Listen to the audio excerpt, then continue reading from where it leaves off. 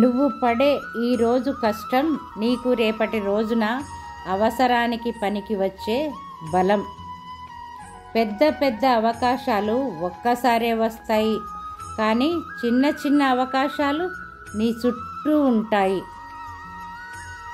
నీకు సంతోషం దొరకలేదని పక్కవారి సంతోషం పాడు చేయవద్దు. నీ సంతోషం పక్క వాళ్ళ చేతుల్లో పెట్టవద్దు, వాళ్ళు దానిని వదిలివేస్తారు.